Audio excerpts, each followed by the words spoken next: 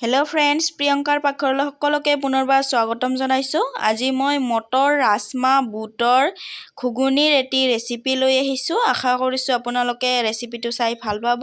যদি ভাল পায় তেন্তে ভিডিঅ'টি লাইক কৰি দিব আৰু যদি মোৰ ভিডিঅ' প্ৰথমবাৰৰ বাবে চাই আছে তেন্তে ছাবস্ক্ৰাইব কৰি কাষত থকা বেলটো চুই অল কৰি দিব। আহকচোন ৰেচিপিটো কেনেকৈ বনালোঁ চাওঁ। ইয়াৰ বাবে মই ৰাজমা, মটৰ, বুট তিয়াই ৰাখিছিলোঁ। এতিয়া মই এইখিনি কুকাৰত বইল কৰি ল'ম। ইয়াত মই এটা আলুও দি দিছোঁ।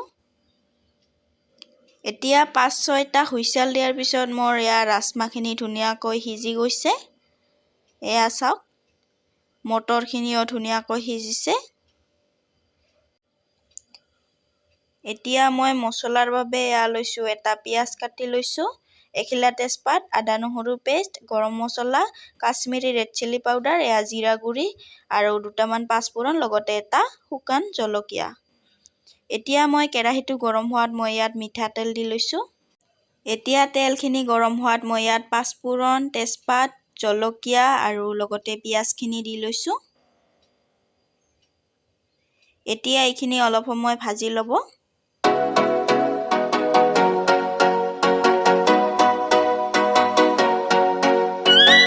তাৰপিছত মই ইয়াত আদা নহৰুৰ পেষ্টখিনি দি লৈছোঁ। এতিয়া এইখিনি কেঁচা গোন্ধ যোৱালৈকে ভাজিব লাগিব।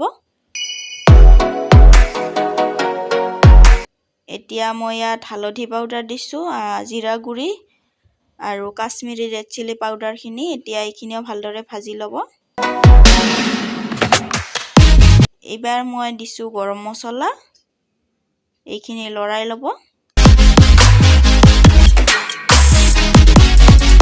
এতিয়া মই বইল কৰি লোৱা ৰাজমা, মটৰ, বুটখিনি দি লৈছোঁ। এইখিনি ভালদৰে ভাজি ল'ব।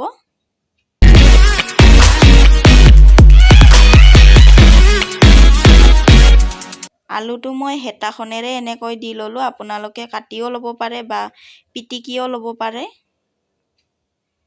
এতিয়া এইখিনি ভালদৰে ভাজি ল'ব।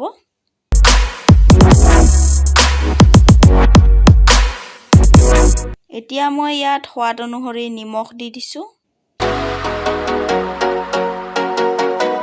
নিমখখিনি দি অলপ সময় ভাজি ল'ব।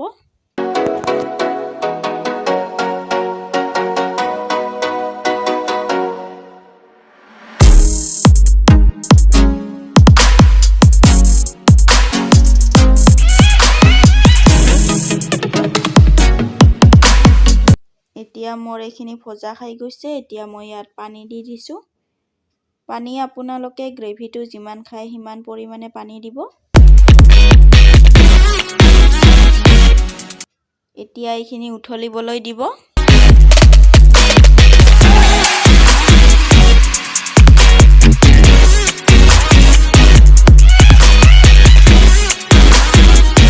এনেকৈ ঘুগুনি খাই কোনে কোনে ভাল পায় কমেণ্ট কৰি জনাবচোন। লগতে বনাবলৈ খুব সহজ ৰেচিপিটো, খাবলৈও ভাল লাগে। আপোনালোকে এবাৰ ট্ৰাই কৰিব দেই। ভিডিঅ'টি শেষলৈকে চোৱাৰ বাবে বহুত বহুত ধন্যবাদ।